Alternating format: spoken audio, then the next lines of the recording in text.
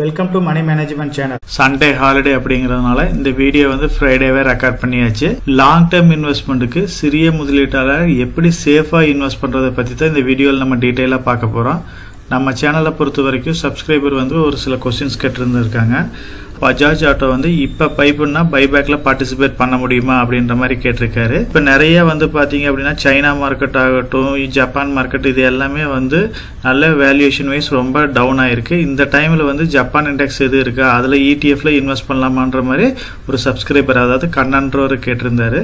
இப்போ ரீசெண்டா வந்து ஜோதி சிஎன்சி IPO வந்து கம்ப்ளீட் ஆயிருக்கு. அந்த IPO பத்தி டீடைல் சொல்லுங்கன்ற மாதிரி கேட்டிருக்கு. நம்ம இன்வெஸ்ட் பண்ணோம் அப்படின்னா சேஃபான இன்வெஸ்ட்மெண்ட் நிஃப்டியா இல்ல நெக்ஸ்ட் 50, அதாவது ஜூனியர் 50 அப்படின்ற மாதிரி கேட்டிருந்திருக்காங்க. ஃபைனலா வந்து பாத்தீங்கன்னா IDFC ஃபர்ஸ்ட் பேங்க்ல மெர்ஜருக்கு இந்த ஆர்பிட்ராஜ் வந்து எப்படி இருக்குங்கிறத பத்தி டீடைலா கேட்டிருக்காங்க. ஸோ இப்போ கேட்டிருக்கிற கொஸ்டின்ஸ்க்கு எல்லாம் இப்போ நம்ம ஒன் பை ஒன்னா இப்போ ஆன்சர்ஸ் பார்க்கலாம். பஜாஜ் ஆட்டோவை பொறுத்த வரைக்கும் இப்போ நீங்க பை பண்ணா கூட பைபேக்ல பார்ட்டிசிபேட் பண்ண முடியும். லாஸ்ட் வீடியோலயே கொஞ்சம் நம்ம டீடைலா டிஸ்கஸ் பண்ணிருக்கோம். பஜாஜ் ஆட்டோவோட பைபேக்கை பத்தி கம்ப்ளீட்டாவே அதெல்லாம் அனலைஸ் பண்ணிருக்கோம். நீங்க ஒரு சிங்கிள் ஸ்டாக் வாங்கி கூட பைபேக்ல பார்ட்டிசிபேட் பண்ணலாம். ஆனா கேரண்டியா வந்து ஒரு சிங்கிள் ஸ்டாக் வந்து பைபேக் பண்ணுவாங்கன்னு சொல்ல முடியாது. ஏதாவது ஒரு ப்ராபபிலிட்டி, ஒரு லக் இருந்துச்சு அப்படின்னா ஒரு சிங்கிள் ஸ்டாக்கை பை பண்ணா கூட நமக்கு வந்து 40% பக்கமா ப்ராஃபிட் கிடைக்கிறதுக்கு பாசிபிலிட்டிஸ் இருக்கு. அப்படி ஒரு சிங்கிள் ஸ்டாக்கை வாங்கி நீங்க அப்ளை பண்றது அப்படி இருந்துச்சு அப்படின்னா ஒரு 2-3 அக்கௌண்ட் இருந்தாலும் அந்த 2-3 அக்கௌண்ட்லயும் வாங்கி பார்ட்டிசிபேட் பண்ணுங்க. சிங்கிள் ஸ்டாக் பை பண்ணாங்க அப்படின்னா உங்களுக்கு ஒரு நல்ல ரிட்டர்ன் கிடைக்கும். மற்றபடி பாத்தீங்க அப்படின்னா ரெக்கார்ட் டேட்டுக்கு முன்னாடி நீங்க எப்ப வாங்கினாலும் இது பைபேக்ல வந்து நீங்க எஃபெக்டிவா பார்ட்டிசிபேட் பண்ண முடியும். ஜோதி சிஎன்சி ஆட்டோமேஷன் IPO வந்து இப்பதான் கம்ப்ளீட் ஆச்சு. 9th ஓபன் ஆகி 11th வந்து கம்ப்ளீட் ஆச்சு. நியர்லி பாத்தீங்க அப்படின்னா 40 டைம்ஸ்க்கு பக்கமா வந்து ஓவர் சப்ஸ்கிரைப் ஆயிருந்துச்சு. ரீட்டைல் பர்சன் வந்து 29 டைம்ஸ்க்கு மேல சப்ஸ்கிரைப் ஆயிருந்துச்சு. ஓரளவுக்கு லிஸ்டிங் கெயின் கிடைக்கிறதுக்கு பாசிபிலிட்டிஸ் இருக்கு. என்னோட பாயிண்ட் ஆஃப் வியூல இந்த மாதிரி கம்பெனிஸ்ல நான் மெயினா வந்து லிஸ்டிங் கெயினுக்கு தான் யூஸ் பண்ணுவேன். நீங்களும் லிஸ்டிங் கெயினுக்கு யூஸ் பண்ணுங்க. மார்க்கெட்ல வந்து இவங்க ரிசல்ட்ஸ் வந்ததுக்கு அப்புறம் இவங்க ட்ராக் ரெக்கார்ட் நல்லா இருக்கு, எந்த ஒரு ப்ராப்ளமும் இல்ல, ஃபண்டமெண்டலா ஸ்ட்ராங்கான கம்பெனின்னு ரிசல்ட்ஸ் ப்ரூவ் பண்ணுச்சு அப்படின்னா நீங்க லாங் டேர்முக்கு இந்த மாதிரி ஸ்டாக் எல்லாம் கன்சிடர் பண்ணலாம். என்னோட பாயிண்ட் ஆஃப் வியூல நீங்க ஒரு லிஸ்டிங் கெயின் கிடைச்சிச்சு அப்படின்னா புக் பண்ணிட்டு வெளியே வர்றது பெட்டர் ஆப்ஷனா இருக்கும். நெக்ஸ்ட் சப்ஸ்கிரைபர் கேட்ட மாதிரி IDFC ஃபர்ஸ்ட் பேங்க்ல இப்ப நிறைய ஈவெண்ட் நடந்துட்டு இருக்கு. மெர்ஜர் ஆர்பிட்ராஜ் பெனிஃபிட் இப்ப அவைலபிளா இருக்கு. IDFC ஃபர்ஸ்ட் பேங்க்கும் IDFC லிமிடெடையும் மெர்ஜ் பண்ண போறாங்க. அதுக்கு உண்டான ரேஷியோன்னு பாத்தீங்க அப்படின்னா IDFC லிமிடெட்ல 100 ஷேர்ஸ் இருக்கு அப்படின்னா IDFC ஃபர்ஸ்ட் பேங்க்ல வந்து 155 ஷேர் கொடுக்க போறாங்க. இப்போ வந்து வைத்தியநாதன் CEO இருக்காரு. நிறைய கார்பரேட் ஆக்ஷன்ஸ் எல்லாமே எடுத்துட்டு இருக்குது. இந்த கம்பெனிக்கு வந்து ஒரு பாசிட்டிவான மூவா தான் பாக்குறோம். இந்த மெர்ஜரும் வந்து இவங்களுக்கு ஒரு நல்ல சப்போர்ட்டை கொடுக்குது. இப்போ வந்து இதுக்கு RBI அப்ரூவல் எல்லா கிளியரன்ஸும் கிடைச்சிருச்சு. கூடிய சீக்கிரம் வந்து இதுக்கு ரெக்கார்ட் டேட் அனௌன்ஸ் பண்ணி இந்த ஸ்டாக் வந்து மெர்ஜ் ஆகிறதுக்கு நிறைய பாசிபிலிட்டிஸ் இருக்கு. இப்போ IDFC ஃபர்ஸ்ட் பேங்கை பொறுத்த வரைக்கும் 100 ஷேர்ஸ் நீங்க வாங்கினீங்க அப்படின்னா 120 ரூபாய்ன்ற ரேட்ல வந்து 12,000 ரூபாய் இருக்கும். அதே IDFC ஃபர்ஸ்ட் பேங்க் வந்து 185 ஷேர் வாங்கினீங்க அப்படின்னா 85 ரூபாய்னு 13,485 ரூபாய். உங்களுக்கு டிஃபரன்ஸ் அமௌண்ட்னு பாத்தீங்கன்னா 1,485 ரூபாய் இருக்கு. ஒரு 12% பக்கமா வந்து ஒரு மெர்ஜர் ஆர்பிட்ராஜ் பெனிஃபிட் இருக்குது. அதனால நீங்க டைரக்டா வந்து IDFC லிமிடெட் வாங்கினீங்க அப்படின்னா IDFC ஃபர்ஸ்ட் பேங்கா மாறுறப்ப உங்களுக்கு இந்த 12% வந்து ஒரு அட்வான்டேஜா அமையும். சோ நீங்க லாங் டேர்ம் ஃபோக்கஸ் பண்ணி இந்த ஸ்டாக்ல டெஃபினட்டா இன்வெஸ்ட் பண்ணலாம். இந்த மெர்ஜர் ஆர்பிட்ராஜ் பெனிஃபிட்டுக்கோசரம் வந்து IDFC லிமிடெட் கன்சிடர் பண்ணுங்க. கன்வெர்ட் ஆகிறப்போ உங்களுக்கு இந்த அமௌண்ட் கிடைக்கிறதுக்கு நிறைய பாசிபிலிட்டிஸ் இருக்கு.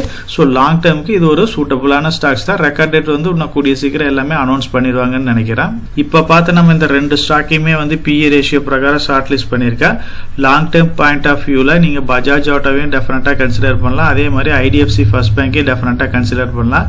பஜாஜ் ஆட்டோவை பொறுத்த வரைக்கும் இவங்க வந்து 2 வீலர் செக்மெண்ட்ல ஒரு ஸ்ட்ராங்கான கம்பெனியா இருக்கிறாங்க. இவங்களுக்கு இந்தியன் மார்க்கெட் இல்லாம டாலர் பேஸ்ல இவங்க நிறைய பிசினஸ் பண்றாங்க. ஆப்பிரிக்கன்ல ஒரு நல்ல ஒரு ஹியூஜான மார்க்கெட் இங்க வச்சிருக்காங்க. அதனால வந்து ஆப்பிரிக்கன் கண்ட்ரீஸ்ல இருந்து இவங்களுக்கு ஒரு நல்ல ரெவென்யூ கிடைக்குது. அது டாலர் ரெவென்யூவா கிடைக்குது. இது எல்லாமே இந்த கம்பெனிக்கு பாசிட்டிவான நியூஸ் தான்.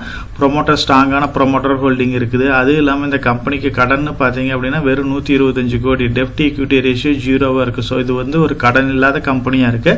அதனாலதான் இவங்களால இந்த மாதிரி பைபேக் ஷேர் ஒரு 7,000 ரூபாய் ஷேரை கூட 10,000 ரூபாய் பைபேக் பண்ண முடியுது. ஸோ லாங் டேர்முக்கு டெஃபினட்டா இப்பயுமே ஒரு அட்ராக்டிவான வேல்யூவேஷன்ல தான் அதர் கம்பெனிஸை கம்பேர் பண்றப்ப பஜாஜ் ஆட்டோ இருக்கு. நீங்க இதை கன்சிடர் பண்ணலாம்.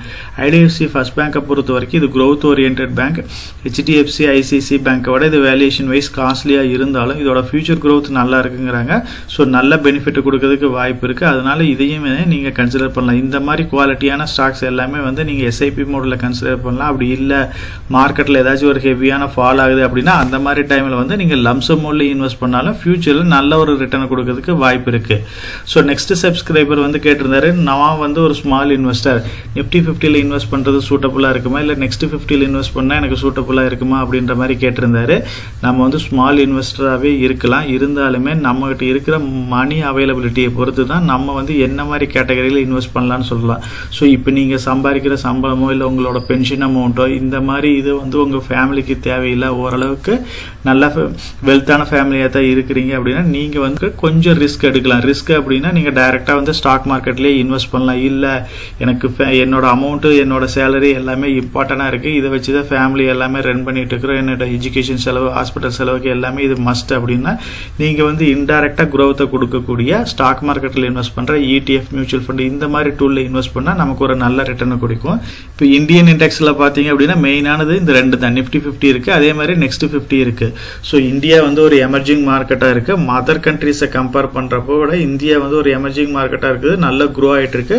ஃபாரின் கரன்சி முதற்கொண்டு நம்ம மார்க்கெட்டுக்கு ஜாஸ்தி வந்துட்டு இருக்கு. யூஎஸ்ஏவை பொறுத்த வரைக்கும் நாஸ்டாக் 100 இருக்கு, நாஸ்டாக் இருக்கு. இது வந்து ஓரளவுக்கு அட்ராக்டிவா தான் இருக்குது. இப்போ வந்து ஒரு சின்ன ரேலியும் கொடுத்துருக்கு. இவங்களும் வந்து நல்லா பர்ஃபார்ம் பண்ணிட்டு இருக்காங்க. இப்போ வந்து யூஎஸ் ரெசிஷன் எல்லாமே வந்து கொஞ்சம் சால்வ் ஆயிட்டு இருக்கு. அதனால ஃபியூச்சர்ல வந்து இவங்களும் ஓரளவுக்கு நல்லா பர்ஃபார்ம் பண்றதுக்கு நிறைய பாசிபிலிட்டிஸ் இருக்கு. அதர் இண்டெக்ஸ்னு பாத்தீங்க அப்படின்னா எல்லாமே ஆல் டைம் லோல தான் இருக்கு. இப்போ ஹாங்காங் மார்க்கெட் ஆகட்டும், சைனா மார்க்கெட் ஆகட்டும், அதே மாதிரி ஜப்பான் மார்க்கெட் எல்லாமே வந்து லோல தான் இருக்கு.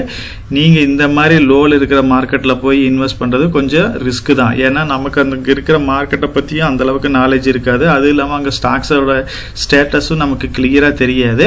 அது இல்லாம அந்த அளவுக்கு இவங்க ரிட்டர்னும் கொடுக்கறது இல்லை. இந்த மாதிரி அதர் இண்டெக்ஸஸ்ல போய் நம்ம இன்வெஸ்ட் பண்றப்போ உங்களுக்கு மேனேஜ்மெண்ட் ஃபீ, எக்ஸ்பென்ஸ் ரேஷியோ இது எல்லாமே கொஞ்சம் காஸ்ட்லியா இருக்கும். ஸோ அதனால இந்த மாதிரி இதுல என்னோட பாயிண்ட் ஆஃப் வியூல நீங்க அவாய்ட் பண்ணிட்டு growth oriented எமர்ஜிங் மார்க்கெட்டா நெக்ஸ்ட் 15 to 20 இயர்ஸ் நல்ல growth கொடுக்கக்கூடிய இந்தியன் மார்க்கெட்ல இன்வெஸ்ட் பண்றதா பெட்டரான ஆப்ஷனா இருக்கும். ஜப்பான் இண்டெக்ஸை பொறுத்த வரைக்கும் ETF இருக்கான்றது எனக்கு கிளியரா தெரியல. நான் செக் பண்ண வரைக்கும் காண NSE இந்தியா வெப்சைட்டோட லிங்க் கொடுத்துருக்கேன். இதுல போய் பாத்தீங்க அப்படின்னா நம்ம இந்தியன் கண்ட்ரியில NSEல என்னென்ன ETF வந்து லிஸ்ட் ஆயிருக்குங்கிற டீடைல்ஸ் கிடைக்கும். இதை ரெஃபர் பண்ணீங்க அப்படின்னா ஜப்பான் இண்டெக்ஸை பத்தி உங்களுக்கு கிளியரான டீடைல் கிடைக்கும், அவைலபிளா இருக்கா இல்லையா அப்படிங்கறத பத்தி.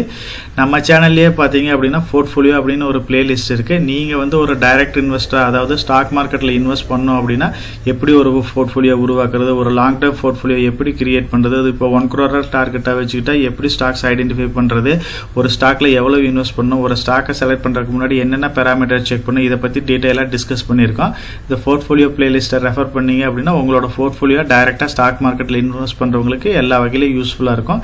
அதுல ஆல்ரெடி பாத்தீங்க அப்படின்னா குவாலிட்டியான ஸ்டாக்ஸ் இப்போ வந்து பாத்தீங்கன்னா ஆட்டோ குரூப்ல டாடா மோட்டார்ஸ், பஜாஜ் ஆட்டோ, பேங்கிங்ல HDFC பேங்க், ஐசிசி பேங்க், இன்ஜினியரிங்ல L&T, FMCGல ITC, HUL, Tata Consumer Product, Nestle, ஐடியை பொறுத்த வரைக்கும் Infosys, Wipro, TCS, Tech Mahindra, HCI, LTI, Mindtree, ஜுவல்லரியை பொறுத்த வரைக்கும் டைட்டன், மெட்டலை பொறுத்த வரைக்கும் டாடா ஸ்டீல், ஃபார்மாவை பொறுத்த வரைக்கும் டாக்டர் ரெட்டி, ரிஃபைனரிஸை பொறுத்த வரைக்கும் ரிலையன்ஸ். இது இல்லாம நீ வரப்போற வீடியோக்குள்ள ஒரு சில குவாலிட்டியான கம்பெனிஸை பத்தி டிஸ்கஸ் பண்ண போறேன்.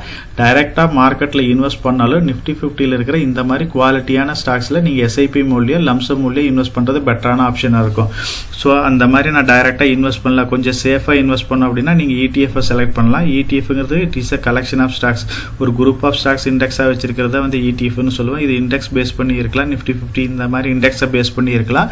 அப்படி இல்லை அப்படின்னா செக்டரை பேஸ் பண்ணி இருக்கலாம். டைப்னு பாத்தீங்கன்னா ஈக்விட்டிஸ்ல இருக்கு. நிப்டி 50, நெக்ஸ்ட் 50ல வந்து ஈக்விட்டிஸ்ல வர கோல்டு இருக்கு, டெப்ட் இருக்கு, லிக்விட் இருக்கு, வேர்ல்டு இண்டிசஸ் இருக்கு. இந்த மாதிரி டிஃப்ரெண்ட் டைப்ஸ் ஆஃப் ஈக்விட்டிஸ் இருக்கு. இந்த ஈக்விட்டி யூஸ் பண்றதுனால நம்ம போர்ட்ஃபோலியோ வந்து ஈஸியா டைவர்டிஃபை ஆகுது.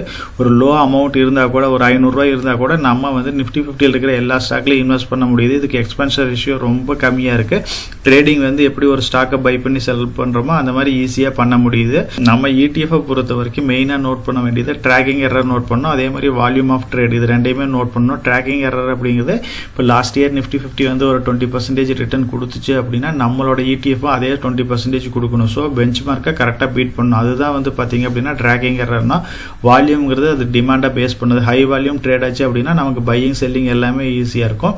இந்த மாதிரி ஐடென்டிஃபை பண்ணிட்டு நீங்கள் லம்சம் மூலியா இல்லை SIP மூலியா ETFல இன்வெஸ்ட் பண்ணிட்டு இருந்தா லாங் டைம்ல ஒரு நல்ல ரிட்டர்னை கொடுக்க முடியும். சேஃபா இன்வெஸ்ட் பண்ணுங்கிறதுக்கு நிறைய வீடியோஸ் போட்டிருக்கிறோம். இப்போ வந்து பிக்ஸட் டெபாசிட் தான் சேஃப்னு இல்லை, அதுக்கு ஆல்டர்னேட்டிவா நிறைய மெத்தட்ஸ் இருக்கு. இப்போ ஒரு 10,000 ரூபாய் இருந்தா கூட ரெகுலரா இன்வெஸ்ட் பண்ண ஒரு ஹியூஜான 1 crore டார்கெட்டை நம்ம அச்சீவ் பண்ண முடியும். SIP எப்படி இன்வெஸ்ட் பண்றது, இப்போ 40 வயசு ஆயிருந்தா கூட SIPல எப்படி நம்ம டார்கெட் அச்சீவ் பண்றது, SIPல வந்து இப்போ மாசம் எப்படி இன்வெஸ்ட் பண்றது, எந்த ஸ்கீம்ல இன்வெஸ்ட் பண்றது, எவ்வளவு நாளைக்கு இன்வெஸ்ட் பண்ணணும், இப்போ 40 வயசுல இருந்து 50 வயசு ஸ்டெப் அப் SIP மூலம் எப்படி ஒரு கம்மியான வயசுலயே வந்து இன்வெஸ்ட் பண்ணி நம்மளோட டார்கெட் அச்சீவ் பண்றது. 40 வயசுல இன்வெஸ்ட் பண்ணா கூட 75 வயசுல வந்து ஒரு ஹியூஜான கேம்பஸ் வந்து நமக்கு நெக்ஸ்ட் ஜெனரேஷனுக்கு வந்து பாஸ் ஓவர் பண்ணிட்டு இருக்கோம். அதே மாதிரி கம்மியான வயசுல ஸ்டார்ட் பண்ணாலும் ஒரு பெரிய அமௌண்ட்டை வந்து நெக்ஸ்ட் ஜெனரேஷனுக்கு பாஸ் ஆன் பண்ண முடியும். இதை பத்தி டீடைலா நம்ம டிஸ்கஸ் பண்ணிட்டு இருக்கோம். ETFல இருந்து ஈஸியா இன்வெஸ்ட் பண்ணி ஒரு 12 to 18% வந்து போர்ட்ஃபோலியோ ஃபார்ம் பண்ணி நம்ம ரிட்டர்ன் எடுக்க முடியும். கோல்டுல இன்வெஸ்ட் பண்ணா கூட ஒரு 12% மேல நம்ம ரிட்டர்ன் எடுக்க முடியும். ஒரு 10,000 ரூபாய் இருக்கு அப்படின்னா கூட அதை நீங்க ரெகுலரா இன்வெஸ்ட் பண்ணா நல்ல ஒரு ஸ்பிளிட் அப்ல இன்வெஸ்ட் பண்ணி ரிட்டர்ன் எடுக்க முடியும். அதுக்குண்டான வீடியோஸ் எல்லாமே அவைலபிளா இருக்கு. ETF அப்படின்னாலும் ஒரு large cap, mid cap, small cap, world indexes, gold இந்த மாதிரி டைவர்சிஃபை பண்ணி போட்டா அப்படின்னா ஃபியூச்சர்ல நல்ல ரிட்டர்ன் கொடுக்கறதுக்கு பாசிபிலிட்டிஸ் இருக்கு. இதை பத்தி டீடைலா எல்லாமே நம்ம சேனல்ல வீடியோஸ் அவைலபிளா இருக்கு. இதை ரெஃபர் பண்ணீங்க அப்படின்னா எப்படிங்கிறது உங்களுக்கு கம்ப்ளீட்டா கிளியரா புரியும். நம்ம சப்ஸ்கிரைபர் கேட்ட மாதிரி Nifty 50ல இன்வெஸ்ட் பண்ணணும்னா அதுக்கு பெட்டரான ஆப்ஷன் அப்படின்னா Nifty பேஸ் தான் கன்சிடர் பண்ணணும். இதுக்கு தான் வந்து ட்ராக்கிங் எரரும் ஓரளவுக்கு கம்மியா இருக்கு. அதே மாதிரி வால்யூம் ஆஃப் ட்ரேடும் வந்து ஜாஸ்தியா இருக்கு. நிப்பான் இந்தியாவோட ETF தான் வந்து Nifty பேஸ்னு சொல்றேன். இது வந்து இதோட ரேட்டு 238 ரூபாயா இருக்கு. 52 வீக் ஹைன்னு பாத்தீங்க அப்படின்னா 247 ரூபாய்க்கு போயிருக்கு. லோ வந்து 184 ரூபாயா இருக்கு. இப்போ நியர்லி 52 வீக் ஹைல இருந்து ஒரு 10 ரூபீஸ்க்கு பக்கமா தான் கம்மியா ட்ரேட் ஆயிட்டு இருக்கு. லாங் டர்ம் இன்வெஸ்ட்மெண்ட்டுக்கு பெட்டரான ஃபர்ஸ்ட் ஆப்ஷனா வந்து நீங்க Nifty பீஸை வந்து கன்சிடர் பண்ணலாம். Nifty பீஸ்க்கு ஈக்குவலா நெக்ஸ்ட் ஆப்ஷன் அப்படின்னு பாத்தீங்கன்னா ஜூனியர் பீஸை கன்சிடர் பண்ணலாம். ஸோ Nifty பீஸ் எப்படி நிப்பான் இந்தியாவது அதே மாதிரி நிப்பான் இந்தியாவோட நெக்ஸ்ட் 50 ETF தான் வந்து ஜூனியர் பீஸ்னு சொல்லுவாங்க. இதோட ரேட் வந்து 580 ரூபாயா இருக்கு. 52 வீக் ஹை பாத்தீங்க அப்படின்னா 588 இருக்கு. லோ வந்து 384 இருக்கு. இதுவுமே வந்து நியர்லி 52 வீக் ஹைல தான் ட்ரேட் ஆயிட்டு இருக்கு. Nifty பீஸும் சரி ஜூனியர் பீஸும் ரெண்டுமே வந்து 52 வீக் ஹைல தான் ட்ரேட் ஆயிட்டு இருக்கு. உண்மையாவே மார்க்கெட் வந்து அப்சைடு போறதுக்கு தான் நிறைய பாசிபிலிட்டிஸ் இருக்கு. நெகட்டிவ் சென்டிமெண்ட் எதுவும் இல்லாம தான் இருக்கு. அதனால லாங் டர்ம் பாயிண்ட் ஆஃப் வியூல நீங்க டெஃபினட்டா வந்து Nifty பீஸ்லயும் ஜூனியர் பீஸ்லயும் இன்வெஸ்ட் பண்ணலாம். இந்த ரெண்டுமே வந்து ஆஃப்டர் எலெக்ஷனுக்கு அப்புறம் ஒரு ஹியூஜான ரேலியை கொடுக்கறதுக்கு நிறைய பாசிபிலிட்டிஸ் இருக்கு. நம்ம சேனலை பொறுத்த வரைக்கும் நம்ம சேனலை சப்ஸ்கிரைப் பண்ணிட்டு ஒரு 45% பாக்குறாங்க. சப்ஸ்கிரைப் பண்ணாம ஒரு 55% பார்த்துட்டு இருக்காங்க. சப்ஸ்கிரைப் பண்ணாதவங்க நம்ம சேனலையும் கொஞ்சம் சப்ஸ்கிரைப் பண்ணி சப்போர்ட் பண்ணுங்க. நம்ம சேனல் மெம்பர் கம்யூனிட்டியில போர்ட்ஃபோலியோ அப்டேட், அதாவது என்னோட போர்ட்ஃபோலியோல என்ன ஸ்டாக் பை பண்றேன், என்ன ஸ்டாக் செல் பண்றேன், என்னென்ன சேஞ்சஸ் பண்ணிட்டு இருக்கேன், இதை பத்தி இன்ஃபர்மேஷன்ஸ் வந்து ஷேர் பண்ணிட்டு இருக்கேன். டெய்லி மார்க்கெட் அப்டேட் வந்து முடிஞ்ச வரைக்கும் போஸ்ட் பண்ணிட்டு இருக்கேன். கார்பரேட்ல என்னென்ன ஈவென்ட் இருக்கு, நம்மளோட இந்திய எக்கனாமியை பத்தி ஒரு சில யூஸ்ஃபுல்லான இன்ஃபர்மேஷன்ஸ் எல்லாமே ஷேர் பண்ணிட்டு இருக்கோம். மெம்பர் கம்யூனிட்டியில ஜாயின் பண்ணி இதை ரெகுலரா ஃபாலோ பண்ணீங்க அப்படின்னா உங்களுக்கு நாலேஜ் இம்ப்ரூவ் ஆகிறது மட்டும் இல்லாம உங்களோட போர்ட்ஃபோலியோவை ஹெல்த்தியா பில்ட் பண்றதுக்கு எல்லா வகையிலும் சப்போர்ட்டிவா இருக்கும். இப்ப டிஸ்கஸ் பண்ண இன்ஃபர்மேஷன் எல்லாம் உங்களுக்கு யூஸ்ஃபுல்லா இருக்கும்னு நினைக்கிறேன். இந்த வீடியோ உங்களுக்கு யூஸ்ஃபுல்லா இருந்துச்சு அப்படின்னா நம்ம சேனலை வந்து சப்ஸ்கிரைப் பண்ணுங்க, நம்ம வீடியோவை லைக் பண்ணுங்க, ஷேர் பண்ணுங்க. கமெண்ட் செக்ஷன் ஓப்பன்ல தான் இருக்கு. சோ இந்த வீடியோ பத்தி உங்களோட ஒப்பீனியன் என்ன, இதுல என்னென்ன டவுட்ஸ் இருக்கு அப்படின்னு நீங்க கமெண்ட் செக்ஷன்ல போஸ்ட் பண்ணீங்க அப்படின்னா உங்களுக்கு மட்டும் இல்லாம நம்ம வியூவர்ஸ் எல்லாத்துக்குமே நல்ல ஒரு சப்போர்ட்டிவா இருக்கும். நான் ஒரு செபி ரிஜிஸ்டர்ட் அட்வைசர் கிடையாதுங்க. நம்ம சேனலில் போடுற வீடியோக்கள் எல்லாமே வந்து பார்த்தீங்கன்னா எஜுகேஷனல் ஆர் இன்ஃபர்மேஷன் பர்பஸ்க்கோசரம் போஸ்ட் பண்ணுற வீடியோக்கள் தாங்க. இன்வெஸ்ட்மெண்ட்னா கண்டிப்பாக ரிஸ்க் இருக்கும். அதனால நீங்கள் உங்கள் ஃபினான்ஷியல் அட்வைசர்கிட்ட டிஸ்கஸ் பண்ணியோ இல்லை நீங்களா ஓன் டிசிஷன் எடுத்தோ இன்வெஸ்ட் பண்ணுங்கள்.